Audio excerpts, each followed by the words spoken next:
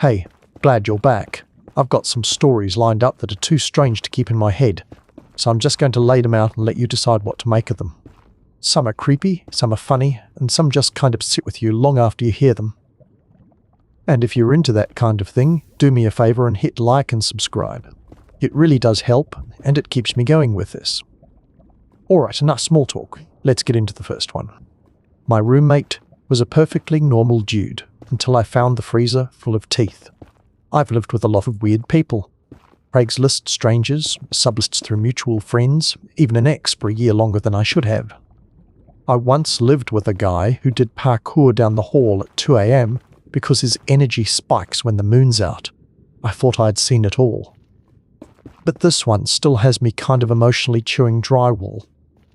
I haven't told anyone about it, like fully told it, and it's been sitting in my stomach for months.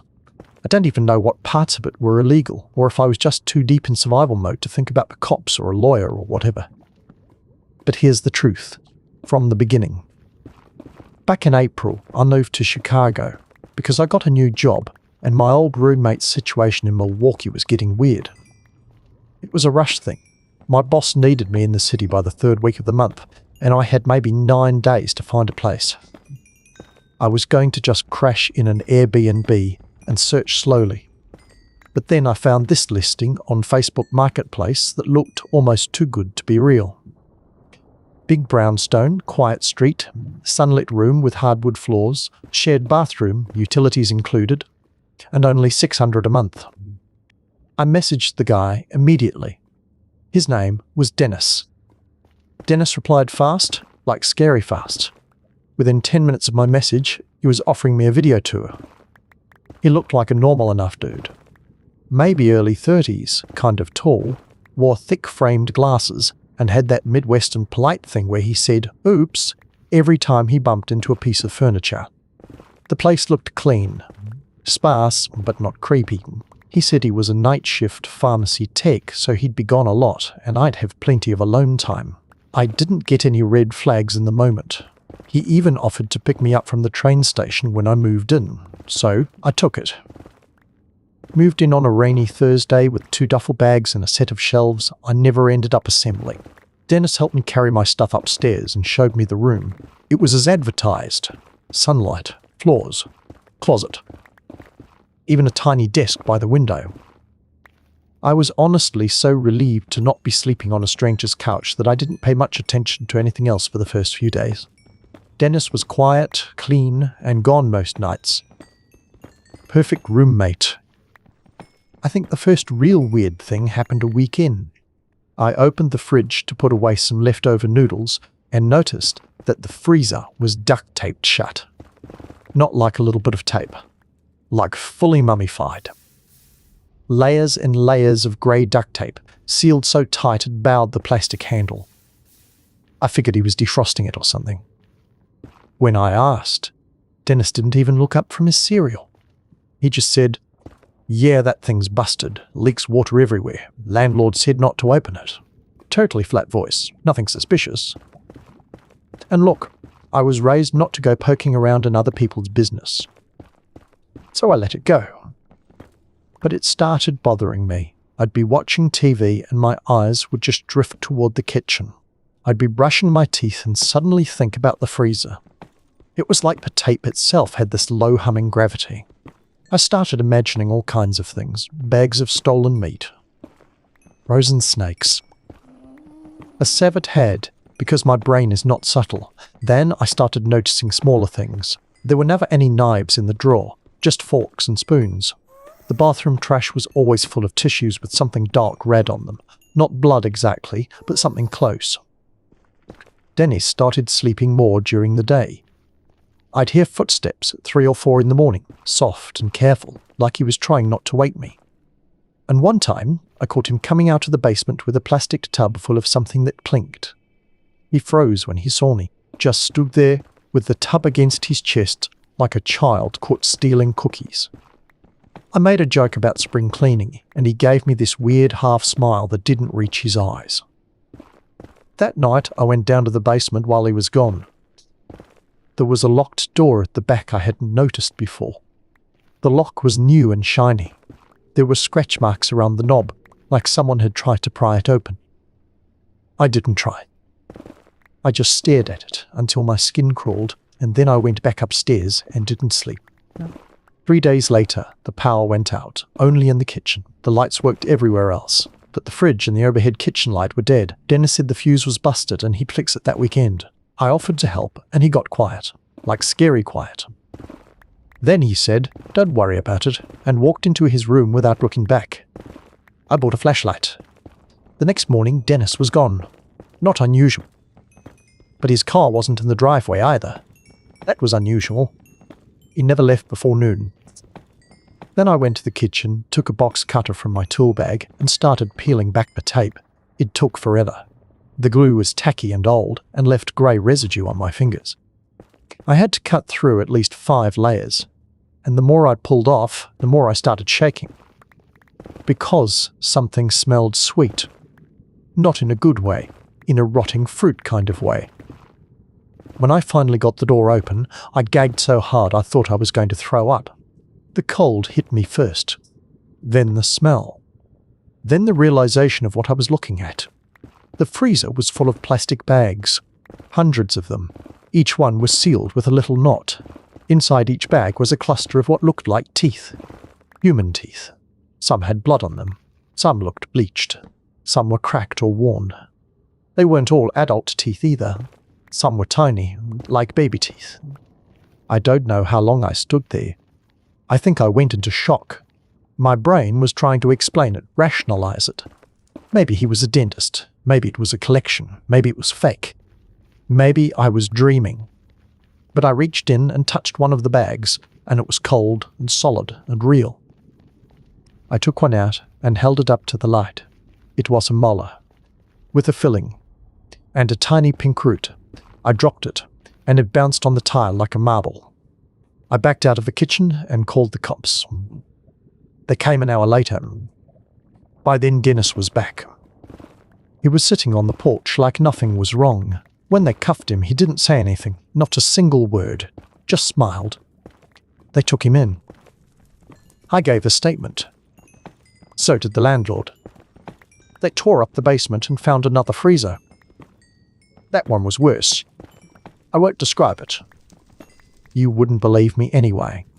They said Dennis had been collecting for years. They still don't know where most of it came from. No charges have been filed yet because of some jurisdictional mess. His lawyer says the teeth were all sourced legally from estate sales and dental auctions, which I didn't even know was a thing. But the cops think there's more. I moved out 2 days later. I haven't been able to stay anywhere longer than a month since. I still dream about that freezer. Sometimes I wake up and swear I can smell the sweetness. Sometimes I touch my teeth and imagine them wrapped in plastic, waiting. Man, that story is insane.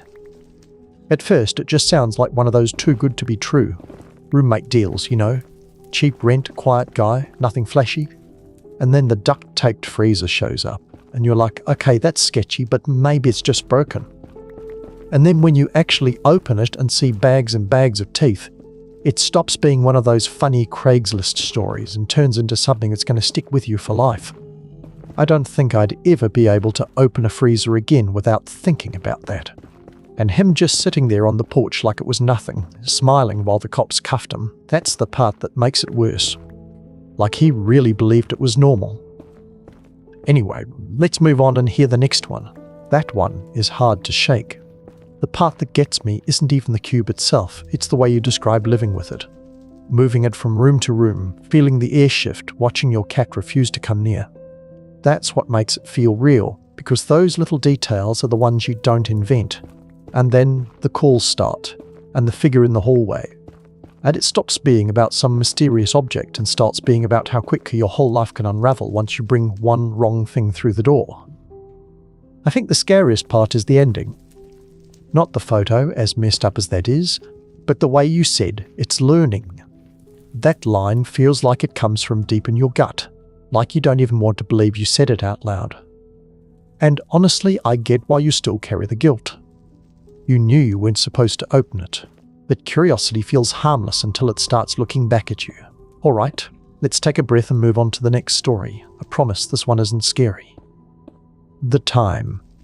I accidentally became a midwife in a Dunkin' Donuts parking lot. I swear I wasn't trying to do anything noble or wild or even remotely outside of my comfort zone. I just wanted coffee. And maybe a bagel if they still had the good kind with the big salt crystals on top. I'd been awake for like 46 hours straight because of this server migration at work, and then a raccoon decided to die in my building's crawl space, so there was this slow, persistent smell of tragedy and rot leaking up through the floorboards. Not a great week. It was around 5,000 in the morning. That weird hour where the world is still half asleep and even the loud people have the decency to be quiet. I pulled into the Dunkin' parking lot in my usual spot, second from the left, just far enough from the dumpster so you don't smell it, but close enough that you don't have to make awkward eye contact with other regulars inside. I was driving my roommate's Civic because my car was in the shop getting a new battery. It still had her "I brake for frogs" bumper sticker on it, which I personally find terrifying, but she's very serious about amphibians and I'm not here to fight that battle. I park. I'm sitting there gathering the strength to face human interaction and trying to rub whatever crust has formed in the corner of my eyes. I glance over to the car on my right, which wasn't there a second ago, and immediately realize something's wrong. The woman in the driver's seat is crying. Like really crying. Not the mascara running, reality TV kind of crying. I'm talking silent, still, jaw-clenched crying, like her body forgot how to make sound. And then I see she's gripping the steering wheel so tight her knuckles are white and her forehead is pressed against the horn. Except the horn isn't going off, which seems impossible because she's leaning right into it. I don't know what comes over me. Normally, I would absolutely pretend not to see anything, get my bagel, go home and tell nobody. But something about the way she looked, it wasn't just distress. It was like urgency mixed with despair, like something had already gone too far. So I tap on her window. She doesn't react. So I tap again, harder this time. She lifts her head slowly and looks at me like I'm speaking a language she forgot. I asked the dumbest question in the world, which is, "Do you need help?" And she just looks down and says, "My phone died. I was trying to get to the hospital, but the contractions are too close now. I don't think I can drive again." And for some reason I say, "Okay." Not yes, not no. Not let me call someone. Just okay. Like I'm accepting the job. I run into the Dunkin', which is somehow open and entirely staffed by two 19-year-olds who look like they haven't seen the sun in 3 years. I yell something like, "Does anyone have a phone charger or a towel?" One of them just blinks at me and says, "Bathrooms for customers only." Back outside, the woman's seat is reclined and she's breathing like she's trying not to pass out. I fish my phone out of my pocket and try to dial 911, but of course, because it's me and my life is some kind of cosmic sitcom, my phone dies the second it starts ringing. She starts yelling then. Not screaming exactly, just this deep guttural sound like a freight train trying to apologize. I realize she's having a contraction, like right now. And she's sweating and gripping the seatbelt and saying it's coming over and over. I don't know how or why, but I open her car door, kneel on the parking lot gravel, and say the second dumbest thing I have ever said in my life. "Do you want me to catch it?" She doesn't answer. But she doesn't say no. And then she pushes. Like full body, head thrown back, bone-rattling push. And I see hair. I see the top of a human head. I should be gagging or screaming or crying, but instead I say something like, "You're doing great," like I'm in a movie and forgot the script. 2 minutes later, a baby slides out into my hands. I don't know how else to describe that moment except cold. Wet and cold, and louder than anything I've ever held. The baby starts crying immediately, which I remember from a YouTube video is a good sign. I wrap him in the Dunkin' bag I had stuffed in my hoodie pocket. It had been holding my old gloves, which I'm sorry about, but also, what else was I supposed to do? I hand the baby to her, and she just sobs. Sobs and rocks and kisses his head, like the world hasn't ended yet. A woman from a nearby car finally comes over, apparently having watched the whole thing from her SUV while eating a breakfast sandwich. She's on the phone with 911 and tells me an ambulance is coming. I realise my knees are bleeding from the gravel, but I don't feel anything. I sit down on the curb and look at my hands. They're shaking and covered in a mix of blood and whatever primal soup babies are born in. The ambulance arrives 8 minutes later. One of the EMTs says, "Holy shit," when he hears what happened, and keeps asking me if I have medical training. I keep saying no. They take the woman and her baby, and I don't even know her name. She doesn't say anything else to me, just looks at me with a kind of exhaustion that feels older than time. A cop takes my statement. I sit in the back of the Dunkin' for an hour with a bottle of water someone gave me. My bagel is cold and stiff when I finally eat it. The salt crystals stick to my fingers. That night I tell my roommate what happened, and she stares at me like I made it up. Keeps asking if I was on anything. I don't blame her. I wouldn't believe me either. 2 weeks later, I get a handwritten note in the mail. No return address. Just a card that says, "Thank you for being there," and a picture of the baby. His name is Julian. I keep the card in my glove compartment now. Not because I think I'm some kind of hero, but because I need proof. Proof that sometimes, for reasons I will never understand, the universe puts you in exactly the wrong place at exactly the right time. And also, just in case anyone ever tries to say that nothing good ever happens in a Dunkin' Donuts parking lot. Because I know better. That is one of those stories where you can picture every detail like it is a scene in a movie, but the best part is that it is real life. You went up just wanting coffee and maybe a bagel, and instead ended up catching a baby in a Dunkin' parking lot with nothing but adrenaline and a crumpled bag to work with. I think what makes it stick is how unprepared you were, how none of it made sense, and yet somehow it still worked. The baby cried. The mom was okay, and you walked away with a story that sounds like a fever dream but is sitting there in your glove compartment in the form of a thank you card. That is the kind of thing you hold on to when life feels flat or meaningless. Proof that even in the most random, inconvenient places something good can happen, and you can actually be part of it. Alright, let's hear the next one. I accidentally met the man who used to be my mum's secret husband. I had to go through a box of my mum's old papers after she passed, and I'm still not sure what I found. I know how it looks, and I've talked myself in circles trying to explain it away. I'm not trying to turn this into a movie or make it dramatic for no reason. I'm just writing it here because I can't ask anyone I know in real life. No one would believe me. My mom died 2 years ago from a stroke. It happened on a Tuesday. She was standing in the parking lot of a Dollar Tree when it happened. The manager said she dropped her bag, turned in a slow circle, and then collapsed. Gone, just like that. I was still at work when I got the call, and I remember the way my coffee tasted that morning more than I remember anything else about that week. Just this bitter, burnt thing I kept sipping because it was something to do. She didn't have a will. That was kind of her style. She didn't believe in doctors, didn't like writing anything down, kept her money in envelopes labelled in permanent marker. It was always just her and me. No dad, no siblings. She never really talked about her past. I knew she'd grown up in Maine, lived in some kind of commune for a while, and worked a bunch of jobs she hated, before becoming a substitute teacher when I was in 4th grade. When I went through her stuff, it was mostly junk. Expired coupons. She had a whole drawer of those credit card applications that come in the mail. But in the bottom of her closet, taped shut in a chewy.com box, was a bundle of old documents. I wasn't even going to open it. I was tired and still wearing the sweater that smelled like the hospital room. But I did, and inside were folders. One of them was labelled Danvers. Danvers is the name of the town where we lived until I was 6. Inside that folder was a marriage certificate, dated 1990. It listed my mum and someone named William J. Marlowe. I had never heard that name before. There were photos, too.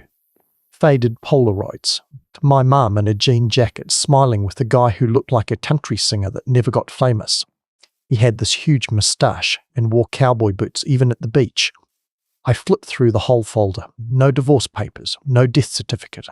Just the marriage license, some tax documents, and photos of them together. At diners. In a canoe. Sitting on a porch with a dog I didn't recognize. The last thing in the folder was a birthday card. Just a card that said to my favourite person who ever existed and signed Love W. There was no mention of me in anything. No baby photos, no pregnancy notes, nothing. I didn't know what to do with it. I called the town clerk in Danvers and she confirmed the marriage was real. Registered and everything. But there was no record of a divorce and no record of a death either. The man was still listed as alive. The clerk said the last address they had for him was over 20 years old. So I googled him. You know how this goes. No social media, obviously. He would have been in his 60s by now. But I found one article. A 3-paragraph blurb from 2007 in the Bangor Daily News. It said he ran a lawn care business. That he once won a pie-eating contest in Augusta. That he played banjo at the local VFW hall on Thursday nights. I stared at that article for a long time. Then I closed my laptop. A month passed. I tried not to think about it. But I couldn't throw the folder away. I put it in a drawer. I opened it sometimes like a secret. I couldn't let myself forget. Then I got a flat tire in Maine. I know how stupid that sounds, but it really did happen that way. I was driving to Acadia because I needed a break. I told myself I wanted to hike and breathe fresh air and maybe cry in peace somewhere where no one could hear me. I was going through a part of Penobscot County. I didn't recognize when the tire went. There was no reception. I pulled into the nearest gas station, which looked like it had last been cleaned in 1983. Inside was a guy behind the counter who looked exactly like the man from the photos. Not like vaguely resembled. I mean, exactly, same face. Same mustache, same hands. I couldn't speak at first. I just stood there clutching my phone like it would save me. He looked at me and said, "You okay?" I said, "I think I know you." He smiled like he didn't believe me but was trying to be polite. A lot of people think that. I got one of those faces. I said, "You knew someone named Sarah." Sarah Ellen, March. His face changed. Subtly. Like a wave moving under ice. "That was a long time ago," he said. I said, "I'm her daughter." He didn't say anything. He looked at me like I was a ghost or a stray dog. He wasn't sure how to feed. Then he walked into the back room and didn't come out for 5 minutes. When he did, he had a can of Coke and a paper towel. He handed them to me like it was a peace offering. I took them because I didn't know what else to do. Said, "I don't know. I think she wanted a different life. She always had one foot out the door, even back then." I asked if he was still married to her. He shrugged. "We never made it official, never had the talk. She just left one day." Said, "Do you think you're my dad?" Didn't answer. Just looked at me with this tired, hollow expression like he'd been waiting to not answer that question for 20 years. Then he said, "I used to have a daughter. She was stillborn. After that, we stopped trying." I didn't know what to say. I asked, "Do you want to see the folder?" He said no. I stood there for a while, drank the Coke, tried to read something in his face. Then I asked, "Do you want to know me?" He said, "Maybe, but I don't know if I can handle it." I left. I drove another 2 hours before I pulled over and cried for 30 straight minutes on the side of a road no one drove on. I haven't gone back. I don't know if he really was my dad. I don't know if my mom lied or just never explained it. I don't know if she was protecting me or herself or both. But I think about him now. When I pump gas, when I hear a banjo, when I see someone with hands that look like mine, sometimes I think about writing him a letter. But I don't know what I'd say, and sometimes I think maybe that's the whole point. Some stories just stop. They don't end. That one hits in such a different way. It is not some crazy twist ending. It is just this slow burn of realizing your mum had a whole part of her life she never told you about. And then, out of nowhere, you end up face to face with the guy from those photos. That is wild. What gets me is that it did not clear anything up. If anything, it just left you with even more questions. That is the kind of thing that sticks, because your brain keeps trying to finish a story that never actually ends. And I get why he pops into your head at random times. At the gas station, hearing a banjo, or even just noticing the shape of your own hands. Whether or not he is your dad, there is no way to unknow that connection now. Maybe you never reach out again. Maybe you never get answers, but you will always carry that little piece of him because your mum left it unspoken. Anyway, let's see what the next story is. I was the house sitter for a man who never told me he was still living there. Okay, so this isn't a ghost story. At least I don't think it is. I wish it was. It would make things easier to explain if I could blame it on something supernatural, or at least say it all ended with a haunting and a dramatic escape. But it didn't. It just ended with me packing up all my stuff in the middle of the night and never responding to his texts again. I still check behind the shower curtain when I go to the bathroom, though. That habit's going to be permanent, I think. So this happened last year, just after I got laid off. I was kind of floating at the time. I had savings, but not a lot, and my apartment lease was up, so I was crashing on couches and figuring it out one day at a time. A friend of a friend posted on Instagram that they needed someone to house sick for their uncle for a few weeks while he was travelling for work. It sounded easy. Feed the cat, water the plants, collect the mail. They were offering $1,000 for 3 weeks, which felt like a miracle considering I'd been living off cereal and tap water. I DM'd her right away, and after a short phone call with her uncle, I got the gig. He sounded normal. Very polite. His name was Harold. He said he travelled a lot and liked knowing someone was in the house to keep things running. No weird questions, no red flags. The house was in this small town about 40 minutes from where I was staying. One of those quiet neighbourhoods with no sidewalks and lots of wind chimes. The house itself was fine, not big, not fancy. Clean, kind of impersonal, like no one had lived in it long enough to make a mess. There were family photos, but none with Harold in them. Just kids, a couple in wedding attire, a dog that looked like it had been taxidermied before the photo was even taken. The cat was real though. His name was Walter, and he hated me immediately. Hid under the bed and only came out to eat and cough up hairballs on the kitchen mat. Harold gave me the code to the garage and told me to use the guest room upstairs. He said he'd be gone until the 29th and I could text him if anything urgent came up. The first few days were chill. I watched a lot of Netflix, did some journaling, and tried to convince Walter I wasn't a threat. I even watered the plants like I was supposed to. Nothing weird. Until the 4th night. It started with the closet light. I went into the guest room closet to look for extra towels and noticed the light was already on. I hadn't been in there since I arrived. It wasn't a big deal. Maybe I'd left it on by accident, but I was sure I hadn't. I turned it off, grabbed a towel, and forgot about it. Next morning, it was on again. I turned it off. Closed the closet door this time. Next day, on again.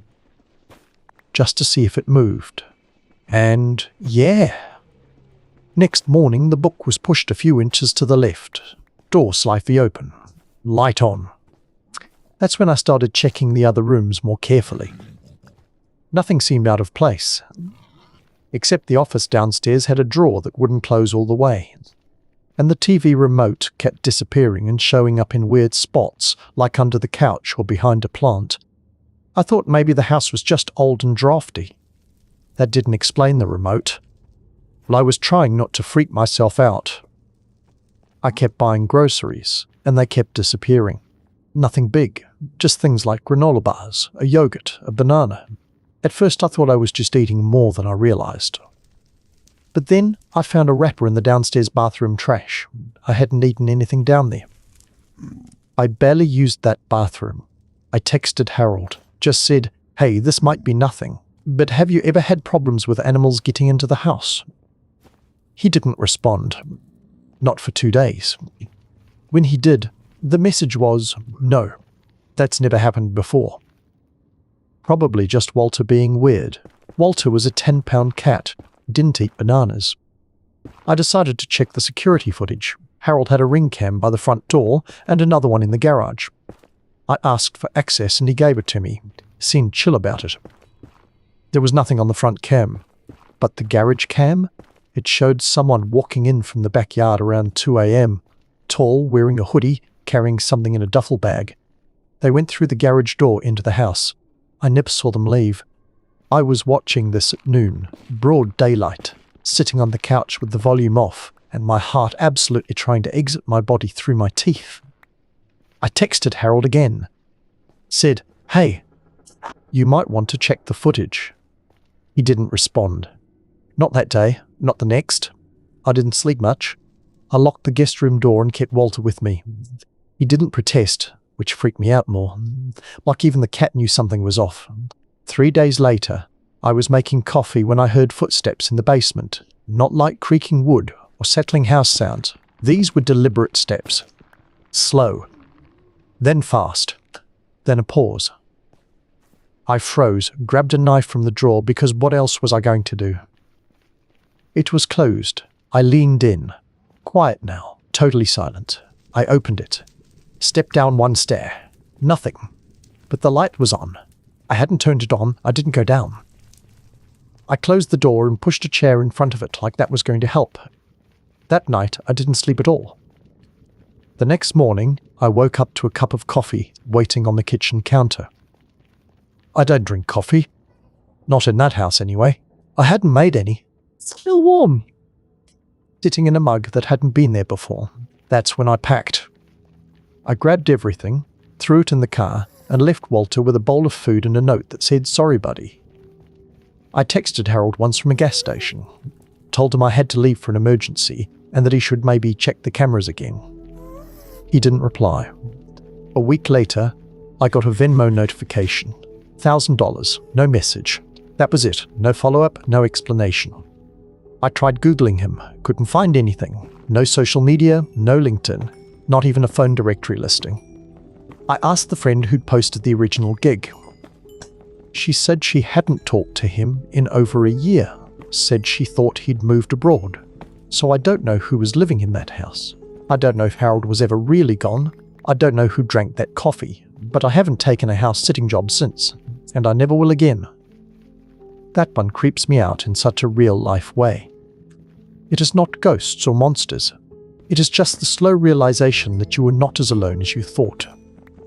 Little things start small, like lights and food going missing, and your brain tells you it is nothing.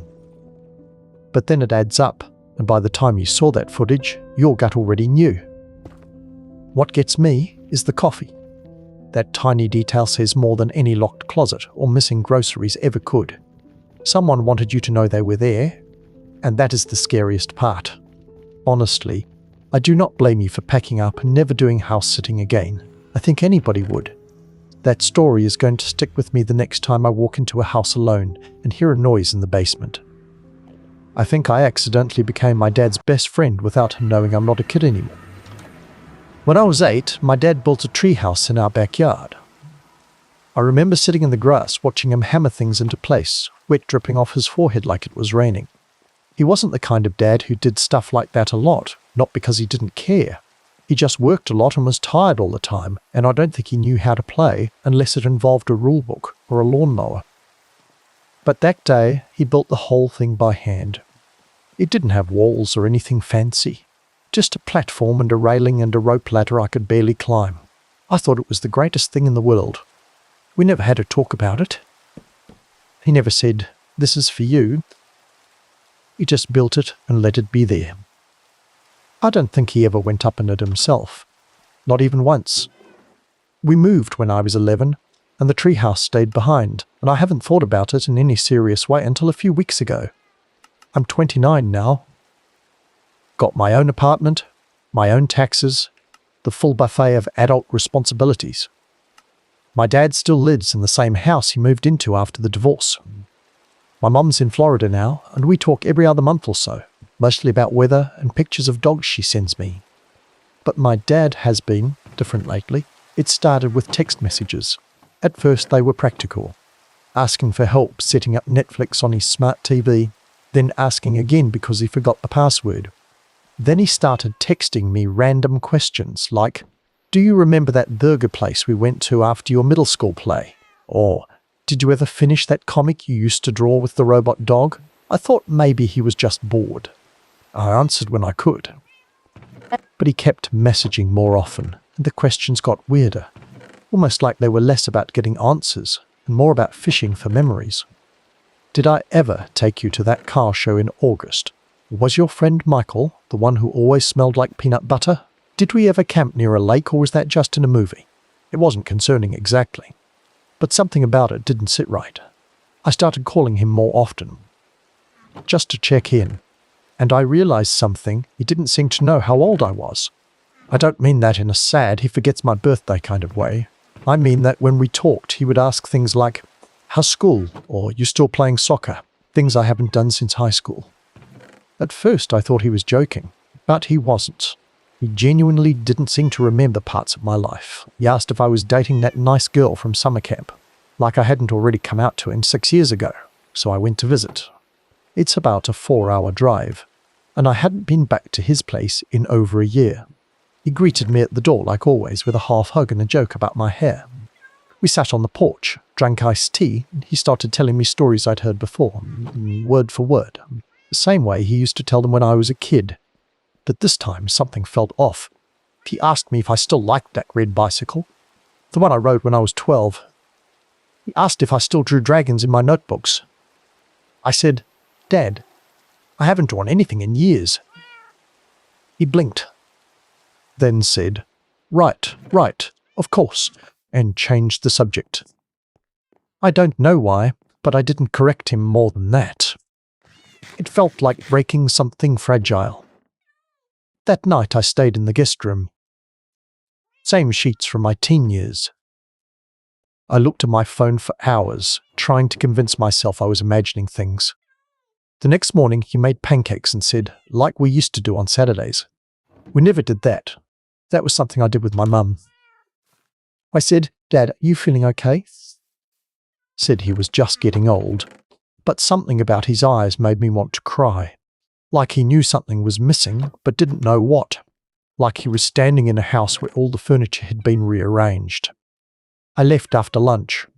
He gave me leftovers in a plastic container he called your Spider-Man lunchbox, which I had in 3rd grade. I took it, smiled, and drove home in silence. Since then, I've been visiting more. Every 2 weeks. Drive up on Fridays and leave on Sundays. Sometimes I bring my laptop and work remotely from his dining room. He always seems happy to see me. He lights up when I arrive, like a kid who's been waiting by the window for company. He tells the same stories over and over. I started bringing photo albums, old ones. I'll sit with him and flip through pages, telling him the stories I remember. Sometimes he nods like he recognizes them. Sometimes he gets quiet. One day, I showed him a picture of my college graduation. He squinted at it for a long time and said, "That can't be right. That kid's too tall." I said, "Dad, that's me." He smiled, kind of embarrassed, and said, "Oh, I guess you grew." I think about that moment a lot, about how memory isn't a solid thing. It's a watercolor. It bleeds. It warps. But here's the thing I didn't expect. We're getting closer. Even with his mind doing whatever it's doing, even with all the confusion and the strange questions, I feel like I'm actually connecting with him in a way I never did when I was younger. I tell him jokes now, and he laughs. He asks if I want to watch a movie, and we argue about what to pick like roommates.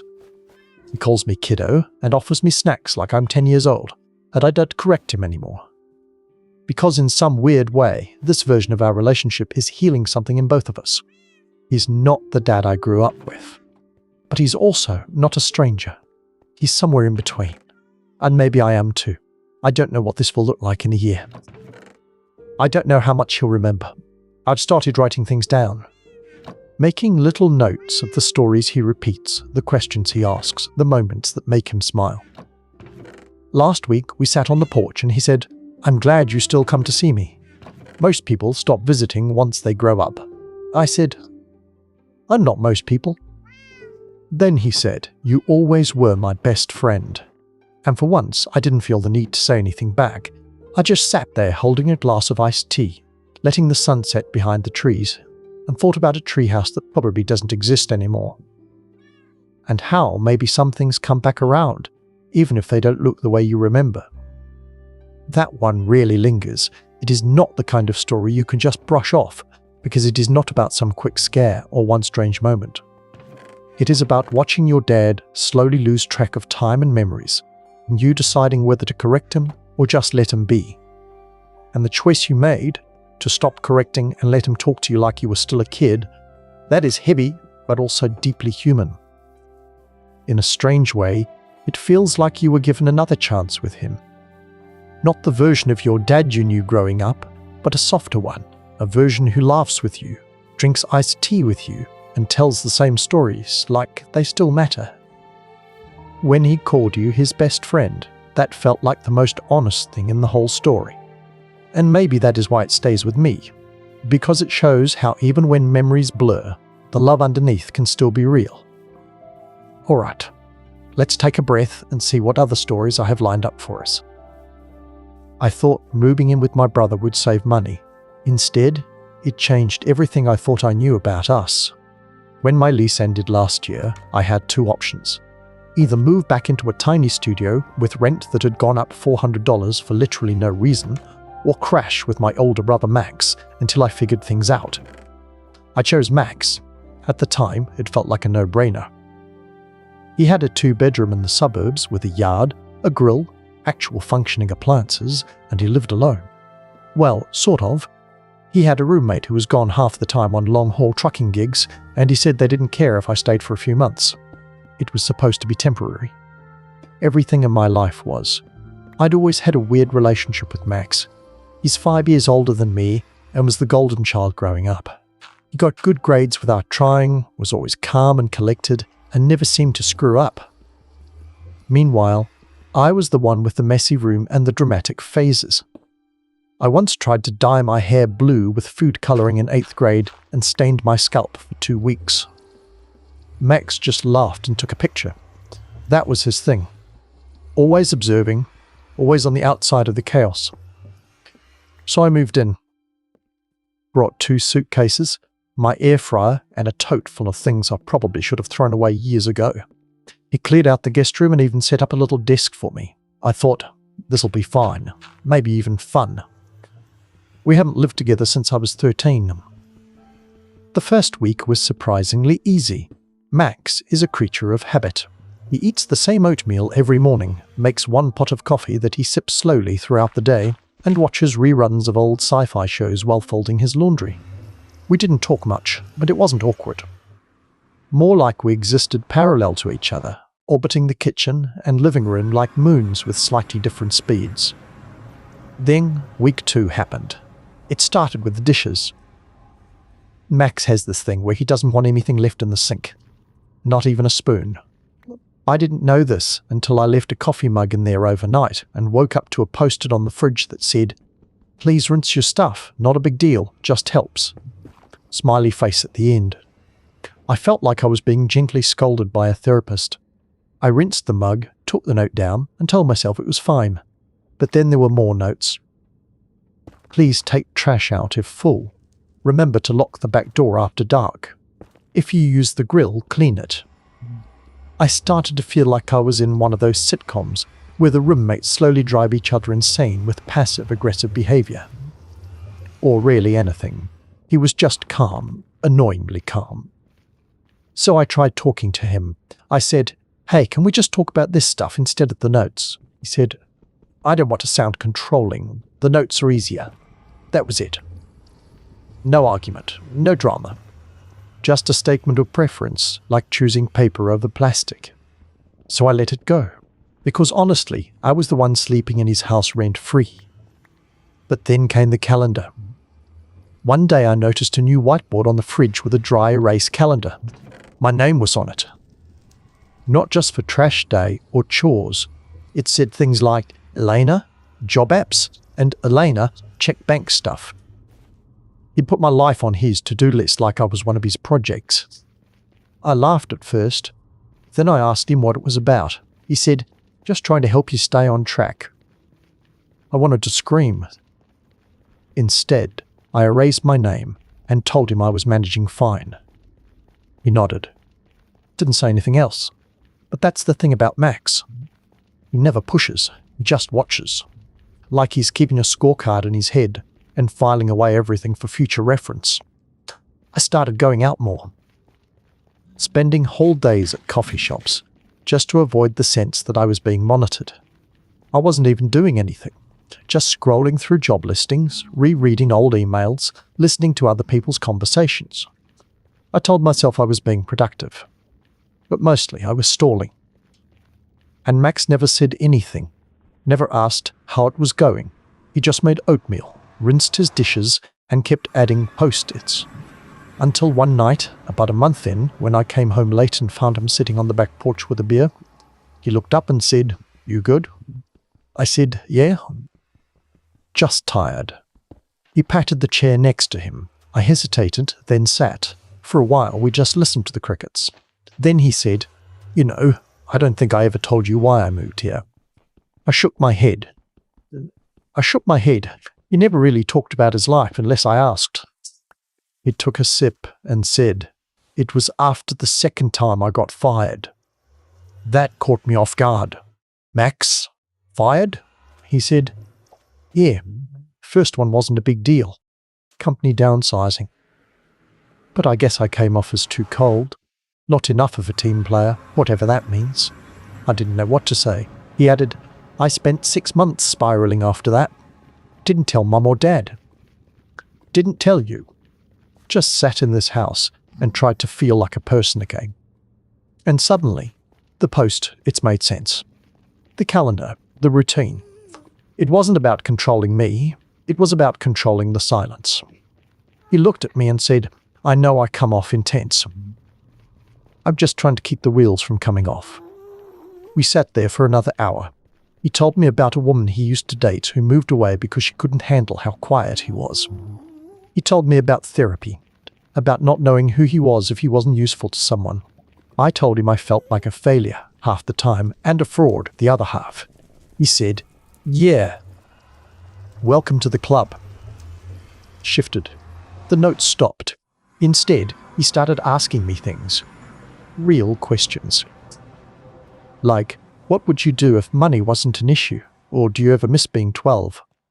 He wasn't trying to fix me anymore. He was just trying to see me. And I started seeing him too. I started noticing the way he hummed when he was nervous. How he watched movies with subtitles, even when they were in English. How he never used the big burner on the stove, because he once read that it wasted energy. How he cried once during a cereal commercial that tried to hide it by pretending to sneeze. I got a part-time gig editing copy for a small website, then another one, then a freelance thing. I didn't move out right away. Max said I could stay as long as I needed. I stayed 4 more months. And then one day, I said, "I think I'm ready." He nodded. Said, "Cool. You want help packing?" I said no. I needed to do it myself. The day I left, he handed me a box of granola bars and a list of good grocery stores near your new place. It made me laugh. I hugged him for a long time. He said, "You know you can always come back, right?" I said, "I know, but I think I need to see what happens when I don't." He smiled. "I'm in my new apartment now. It's small, but it's mine. I keep it a little messy because that's who I am. But I rinse my dishes, and I water my plants, and I call Max every Sunday. Not because I feel guilty, but because I like hearing his voice. Sometimes we talk about nothing, sometimes about everything. And once, when I was having a bad day, I opened the fridge and found a post-it I'd stuck there without thinking. It said, "You're doing better than you think." I don't even remember writing it. But I think Max would be proud. Man, it's actually kind of beautiful. Like, yeah, it started out rocky with the notes and the calendar. But it feels like you two finally got to see each other for real, not just as older brother and younger sibling. It's weird how moving back in with family can dig up all the old dynamics and then completely flip them on their head. And I like how you kept the post-it habit without even meaning to. That says a lot. Honestly, it sounds like you didn't just get a cheaper place to crash for a while. You got a better version of your relationship out of it. Makes me wonder how many of those little routines we carry from people without noticing. Anyway, let's roll into the next one. I failed out of college and told no one. Here's what I did instead. It's what I did. I'm not even sure if I regret it, but it definitely changed everything in my life. Some days, I think it saved me. Other days, I wonder if it just delayed the crash. This was 8 years ago. I was 19, living in a dorm room that always smelled faintly of ramen and damp towels, pretending I had it together. I was in my second year at a small liberal arts college that had accepted me mostly because my high school English teacher wrote a glowing letter about how I had an unconventional kind of brilliance.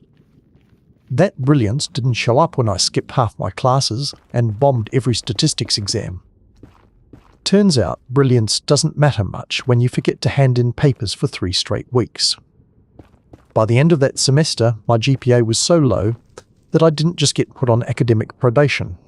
I was told, kindly and officially, that I wasn't allowed to return the next semester. I remember reading that email and feeling nothing at first. Then I opened a second tab and watched videos of people cooking street food in other countries. I sat there for 3 hours watching strangers fry eggs on sidewalks. Then I closed my laptop, put on headphones, and went to sleep. I didn't tell anyone. Not my parents, not my roommates, not my high school friends who thought I was going to become a famous novelist by the time I turned 25. I went home for winter break like everything was normal. My mom made lasagna. My dad watched football with the volume too loud, and I kept pretending I had a spring semester schedule ready to go. When January came, I said I was taking a semester off for mental health reasons. They said things like, "Good for you," and "take the time you need." And I did take time. Just not the kind anyone would recommend. For the next 5 months, I lived in a strange limbo. I got a job at a used bookstore, where the owner paid me under the table and let me read during slow hours. I worked Tuesdays through Saturdays, 10 to 6, and on Sundays I'd go for long walks and convince myself I was planning something. Some days I told myself I was going to reapply to school. Other days I decided I'd travel. Maybe write a novel. Mostly I just bought cheap notebooks and filled them with lists that didn't go anywhere. The thing no one tells you about dropping out or being forced out is that you don't actually become free. You just become invisible. You disappear from the places that gave your life a shape and hope. Someone else notices the outline you left behind. My friends stopped texting me after a while. I didn't blame them. They were busy with classes and parties, and the kind of chaos that makes sense when you're in college. I was living in my childhood bedroom, surrounded by posters of bands I no longer listened to and piles of books I couldn't bring myself to read. Then, in late March, something happened. An old man came into the bookstore looking for a book we didn't have. I told him I could order it, and he shrugged and said, "It's not that urgent." He stood there for a minute looking at the shelves, then asked if we had any Vonnegut. I pointed him to the section, and he spent 45 minutes sitting on the floor reading Slaughterhouse-Five. Before he left, he asked my name. I told him. He said his name was Henry. Then he said, "You look like someone who needs a distraction." I laughed awkwardly and said, "Don't we all?" He came back 2 days later. This time he brought coffee. Black for him, latte for me. I didn't ask how he knew what I drank. He said, "You ever play chess?" I said I hadn't since middle school. He said, "Come play sometime." Turned out he played in the park every Sunday with a group of older guys who all wore too much cologne and argued about the rules every 5 minutes. I went the next week, lost 3 games in a row, didn't care. It became a routine. Sundays at the park, chess with Henry and the other guys. Then coffee, then a long walk home. Henry never asked me what I was doing with my life, never once. He told me stories instead. About his time in the Navy. About his wife, who had passed away 10 years earlier.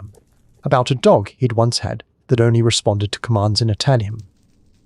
He told me I reminded him of his son. "Smart, but slippery," he said once. "You'll find your thing eventually." I asked him what he meant by thing. He said, The thing that makes you forget what time it is. I thought about that a lot. In May, the bookstore owner said he was moving to Florida and closing the shop. I helped him box up the inventory and load it into a rented truck. He gave me an extra $50 and said, "I hope you figure out what you're meant for." I wanted to say I wasn't meant for anything, but I didn't. Instead, I walked to the park and played chess with Henry. I told him I was thinking about taking a train somewhere. He said that sounded like the best idea I'd had all year, so I bought a ticket. I told my parents I was going on a summer trip. They said to send photos. I packed a duffel bag, brought 3 books, and boarded a train to Chicago. No real reason, just wanted to see what it looked like when the scenery changed. I ended up staying in hostels and cheap Airbnbs, eating a lot of vending machine snacks and talking to strangers at bus stops. I visited museums. I wrote in my notebook. I started taking pictures of things that didn't seem important at the time. Cracks in sidewalks, broken umbrellas, graffiti in bathroom stalls. When I got back in August, I had 3 job interviews lined up within 2 weeks. I started working at a little community centre, teaching kids how to write poems. It paid almost nothing, but I stayed there for 2 years. I got a second job tutoring at night, and eventually I saved enough to get my own apartment. Not until years later, when I was helping my sister fill out college applications, and she asked for help with an essay. She said, "You were always the smart one. What did you write your college essay about?" And I said, "Dropping out." She blinked. How I failed, how I lied, how I rebuilt my life without ever really making a plan. She didn't judge me. She just said, "So it's okay if I don't have it all figured out yet?" I said, "It's more than okay. It's probably necessary." Now, years later, I have a job I like, friends I trust, and a weird little side hobby where I take photos of forgotten places and post them on a blog. No one reads. It doesn't matter. It's mine. He passed away last spring. Went to his funeral. Spoke to his son, who didn't sing Slippery at all. He said, "My dad really liked you." I said, "He changed my life. I never went back to college, but I never stopped learning how to live. And some days, I still look at the clock and forget what time it is." Man, that one hit me. I know people don't really talk about failure like that, but the way you carried it, and how something unexpected like chess in the park with Henry ended up shaping your life, that feels real. It's funny how sometimes the people who change us the most aren't family or professors or bosses, but just someone who shows up at the right time and gives us space to figure things out. I think a lot of us have a version of that secret, something we didn't tell anyone because we were too afraid or too ashamed. Hearing you share it like this makes it feel less heavy, like maybe those moments don't define us in the way we thought they did. I really like the way you put it too, about learning how to live, instead of trying to live up to some plan that never fits you in the first place. It makes me wonder how many of us are just improvising, building something out of small chances and mistakes that somehow work out. That's the kind of story that sticks with you, the kind you think about when you're alone with your own choices. Anyway, thanks for opening up about it. It's one of those reminders that even the roughest detours can take you somewhere you actually needed to be. Let's move on to the next one. I lied about being fluent in Spanish to get a job, and now I'm basically living a double life. I didn't set out to lie. It just kind of happened the way you say, "I know CPR" during a game of Never Have I Ever, and suddenly someone's choking at a party and you have to slap their back until they stop turning purple and hope nobody notices that you never actually took the class. Except instead of one moment of panic, it turned into my entire job. So here's how it started. I was working part-time at a grocery store, stocking shelves and answering, "Where's the almond milk?" like it was a question that carried moral weight.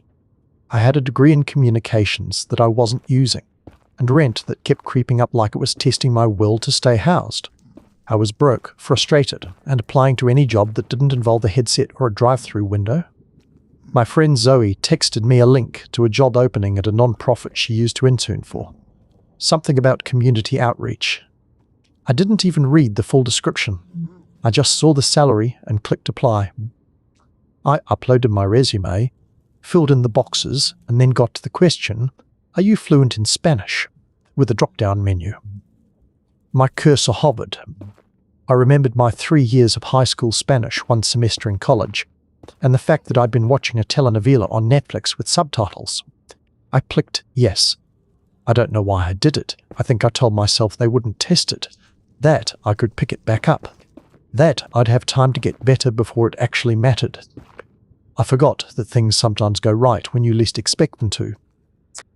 2 days later, I got a call. They wanted to interview me. I accepted, practiced answers in the mirror, reviewed old notes from college Spanish class, told myself I'd fake it if I had to. The interview was mostly in English. They asked 1 or 2 questions in Spanish, and I answered with carefully memorized phrases I'd prepped the night before. Nothing fancy, just enough to sound passable. They smiled and nodded. 2 days later, they offered me the job, mostly helping with outreach for Spanish-speaking residents in the area. They said my role would grow over time, but to start I'd be helping coordinate workshops, writing flyers and occasionally interpreting if needed. The first few weeks were fine. I kept my head down, leaned heavily on Google Translate, and avoided long conversations in Spanish. The office was small. There were only 6 of us, and my supervisor, Elena, was too busy managing grant reports to pay much attention to me. Then came the community fair. It was an annual thing. Local groups set up booths in the park. There was music, food trucks, and a lot of networking. A booth was supposed to give out pamphlets about housing resources. Elena told me I'd be staffing it with Javier, one of our longtime volunteers who spoke both English and Spanish fluently. I figured I'd let him take the lead. I'd smile, hand out flyers, and refill the candy bowl. Except Javier didn't show. An hour into the event, Elena called to say he'd been in a minor car accident and wasn't coming. I smiled and nodded like this was not the absolute worst-case scenario. "Can you handle it?" she asked. "Absolutely." I lied again. People came up to the booth, and I panicked. I spoke slowly, trying to recall verb tenses while keeping eye contact. I mispronounced basic words. I smiled a lot.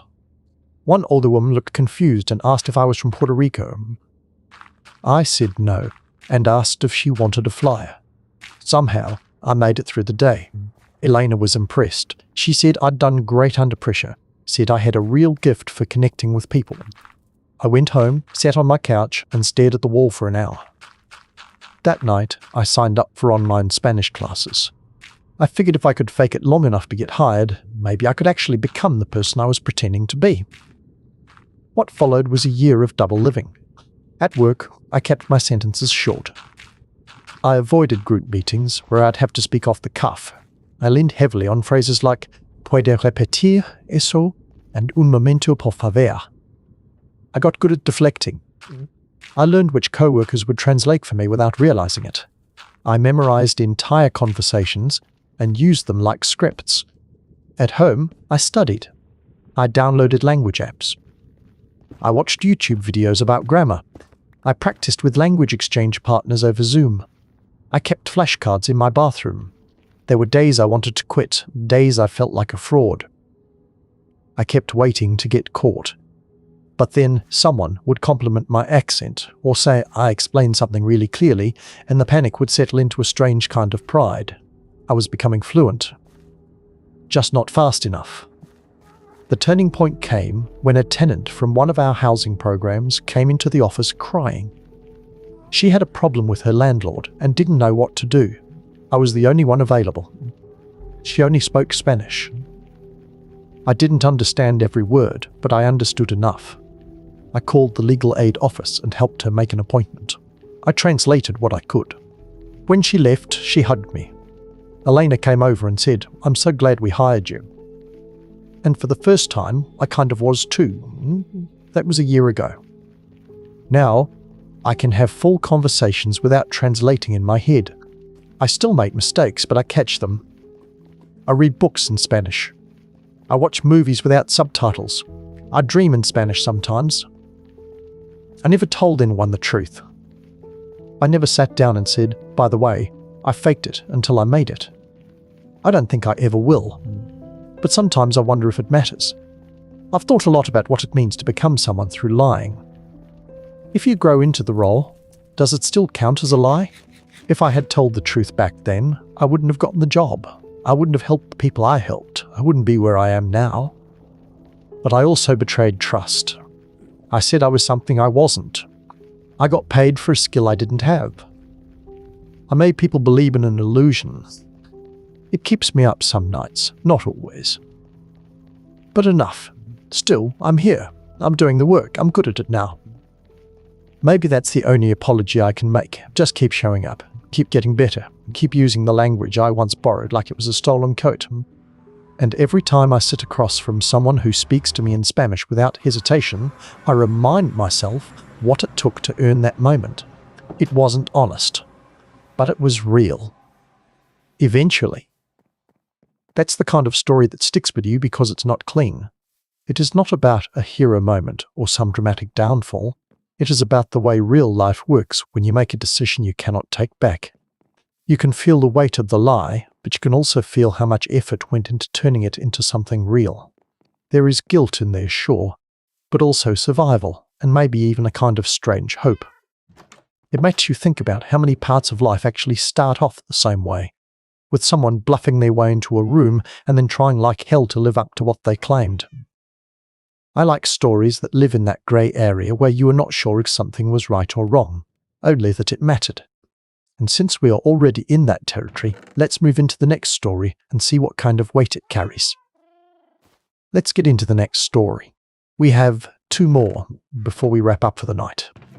I worked at a call centre for 5 years and accidentally became the person people confessed everything to. When people think of call centres, they usually picture big, open rooms with a bunch of desperate college kids wearing headsets and trying to upsell antivirus software to grandmas. I get it. And sure, some of them are like that. But the one I worked at wasn't selling anything. We were doing support for a company that made medical billing software. Not glamorous, not exciting. But it paid $15 an hour and came with decent health insurance. And at the time, that felt like hitting the jackpot. I started when I was 22. It was supposed to be temporary. Everything in my life was supposed to be temporary back then. The job, the relationship I was in, the apartment with the broken heater. But temporary turned into a year, then another, then another. The job itself was mind-numbing at first. Most of the calls were either people forgetting their passwords or asking why they couldn't log in after forgetting to pay their license renewal. I had a script. I had a fake, cheerful voice I used for the first 30 seconds. "Thank you for calling. How can I help you today?" It all blurred together. But something happened around the second year.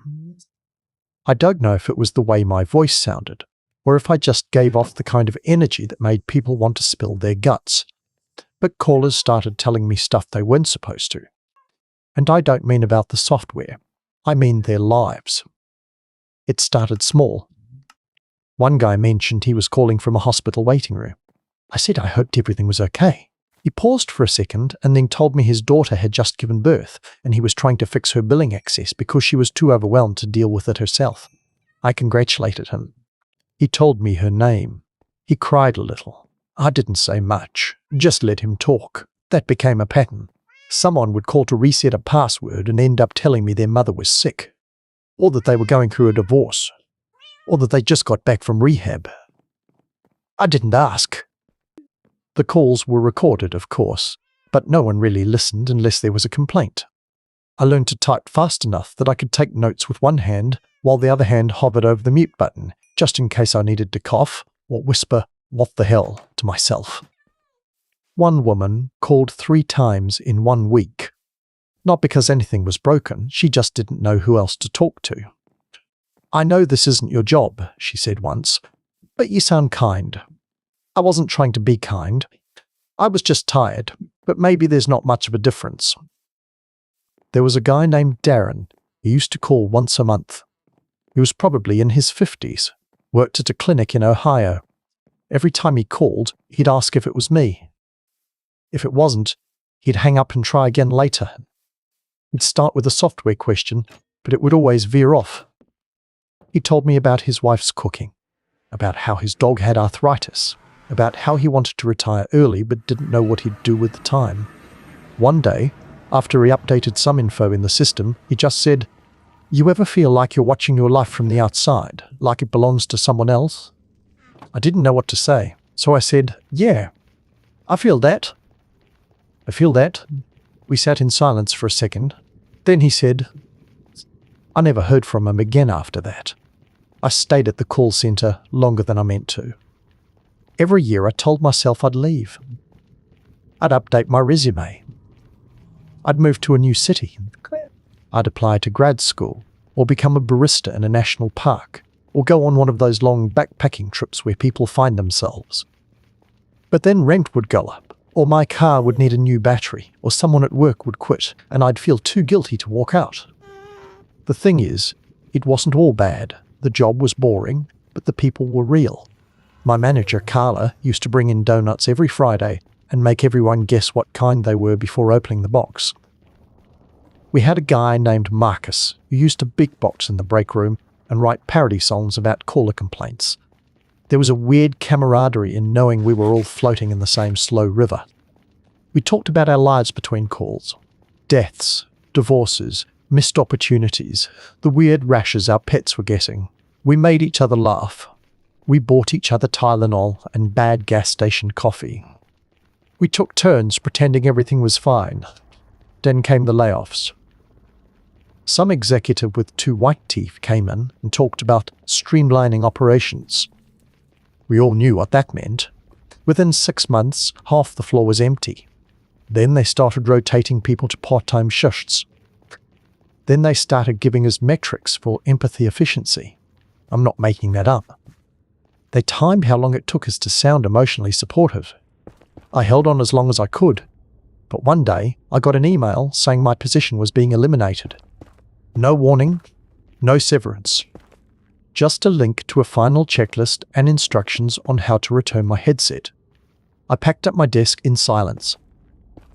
Carla cried. Marcus played a sad beat on his lunchbox. I left without saying much. That was 3 years ago. Since then, I've worked 4 different jobs. Nothing has stuck. I've done remote admin work, freelance copywriting, even a short-lived attempt at tutoring middle schoolers online. But nothing has felt quite the same. Sometimes I miss it. The rhythm, the weird intimacy. The way people used to call a stranger and tell them the thing they were too scared to say out loud to anyone else. I still think about Darren. About the woman who told me she was leaving her husband the next day and just needed someone to say, "You're doing the right thing." About the man who said he didn't want to live anymore and then asked me if I believed in signs from the universe. But for 5 years, people treated me like I was some kind of lifeline. I don't know if I helped. Probably not. But I listened. I think that counts for something. Now I work at a public library. It's quiet most days. I shelve books, help people find printer paper, and occasionally answer reference questions from kids who think I'm a genius because I can type fast. Sometimes someone will come in and start telling me a story out of nowhere. An old man will talk about his wife. A teenager will mention their mum just got out of the hospital. A woman will start crying in front of the copier and say she's sorry. She didn't expect to feel this way just printing a resume. And I always say, it's okay. Because it is. Because people need somewhere to put their feelings. And sometimes, if you stay still long enough, they'll pick you. Not because you're special, just because you were there. That used to scare me. Now, I think it's kind of beautiful. It's odd how some jobs follow you around long after you've left them. A call centre isn't the kind of place you expect to carry weight in your life, but sometimes being the one who picks up gives you a window into how lonely or raw people really are. Listening doesn't fix anything, but it can make space for someone to breathe for a moment. With that in mind, let's move into another story, one that takes a turn in a very different way. I started picking up shifts at a gas station to make ends meet, and ended up meeting my actual self in the process I didn't think it would last. It was one of those jobs you take when things go sideways and you just need to stop the bleeding. At least, That's how I explained it to my sister when she looked at me like I had just told her I was becoming a professional mime. It started after I got laid off from my office job. I had been doing social media marketing for a mid-sized company that sold ergonomic chairs. Not glamorous, but I was good at it. Wrote captions, scheduled posts, responded to comments from people who got weirdly passionate about lumbar support. Then, one day, we all got a Zoom invite with no subject line, and the next thing I knew, I was unemployed. At first, I tried to do the responsible thing. I applied to jobs, updated my resume, joined webinars about personal branding, made a color-coded spreadsheet to track my applications, which I updated religiously until it got too depressing to look at. 3 months later, my savings were almost gone, and I was still spending every day in sweatpants clicking through job boards and wondering if I should lie about knowing Excel macros. I needed money. Fast. I walked into the gas station 2 blocks from my apartment, mostly as a joke. The place was always half-lit and slightly sticky, but there was a "Help Wanted" sign taped to the window with painter's tape. I asked the guy behind the counter if they were still hiring. He said, "Yeah." Asked if I could start tomorrow. I said sure. The manager's name was Roy. He had a ponytail, a limp, and a laugh that sounded like a dry cough. He gave me a red polo shirt, a name tag that said Tina, even though my name is not Tina, and a list of things not to do. Don't leave the register unattended. Don't sell beer without ID. Don't touch the lotto machine unless you want to make it your problem. The first few days were rough. My feet hurt, my back hurt, my pride hurt more than anything. I had gone from giving SEO presentations to cleaning up spilled Slurpees while a 12-year-old laughed at me. But there was something weirdly comforting about it. The simplicity, the rhythm, the way the fluorescent lights buzzed all day and made the hours blur together, and the people. God, the people. We had regulars. Everyone does, I guess. But these ones became part of my life in a way I hadn't expected. There was Dave, who came in every morning at 5,045 to buy 1 black coffee and 1 scratch-off ticket. He always wore a suit and tie, even on Saturdays. He'd scratch the ticket at the counter and say the same thing no matter what. Almost. There was Rochelle, who wore cat-eye glasses and carried a chihuahua in her purse. She came in every afternoon for a Diet Coke and beef jerky. She told me she used to be a backup singer in a country band, then winked like it was a secret. There was a teenager named Lucas, who skateboarded there every evening, bought 1 Red Bull, and told me about his day like I was his guidance counselor. He had an earnestness that made me want to protect him from everything. I started to look forward to seeing them. I'd rearrange the candy display or clean out the coffee machine just to stay busy, but the real joy was in the 5-minute conversations. We also got the weird ones, like the guy who insisted the government was hiding surveillance chips in the gum packets and tried to flush a peck down the toilet to neutralize it. Or the woman who cried while buying cat litter and told me she was thinking about leaving her husband but couldn't find the right moment. I learned to nod a lot, to say, "I hear you," in a way that didn't sound patronizing. To keep a granola bar under the counter for the man who sometimes forgot to eat before taking his meds. Some nights were quiet. Others were chaos. One night, a guy came in with a bleeding nose and asked if we sold butterfly bandages. I gave him a free handful of paper towels and called him a cab. Another time, a kid shoplifted 3 protein bars by shoving them in his pants and tried to pay with a gift card that had 34 cents on it. I started keeping a journal. Just a small spiral notebook I kept in my locker. I'd write down little things, funny things people said, stuff I was thinking about, snippets of dialogue that sounded like they belonged in a short story. I hadn't written anything in years, not since college. After a while, Roy stopped scheduling me for day shifts and started putting me on evenings. Said I was better with the weirdos. I took it as a compliment. One night, Lucas came in and looked like he'd been crying. I didn't ask. I just rang up his Red Bull and said, "You want to talk, or just exist near someone quietly?" he said, quietly. So I let him sit on the milk crate behind the counter for 20 minutes while I stocked cigarettes and hummed a dumb song from the radio. It became a thing. Every week or so, someone would just need to exist near me. And weirdly, it made me feel more useful than I ever did in an office. I wasn't making content or optimizing anything. I wasn't selling or branding or strategizing. I was just there, being a human, for other humans who needed it. I told my sister about it once. She said, "I can't believe you're still working there." I said, "I can't believe I ever worked anywhere else." I meant it, mostly. Of course, there were still hard parts. There were nights I came home and collapsed on the couch, smelling like nacho cheese and floor cleaner, wondering what the hell I was doing with my life. There were customers who screamed at me for things I couldn't control. A guy once threw a hot dog at me because we were out of ketchup packets. There was a co-worker named Amber who stole money from the till and tried to blame me. Roy didn't believe her. That's when I knew he actually liked me. But the hardest part was when people stopped showing up. One day, Dave just didn't come in. I kept an extra scratch-off ticket under the counter. The next day, I checked the obits. There he was.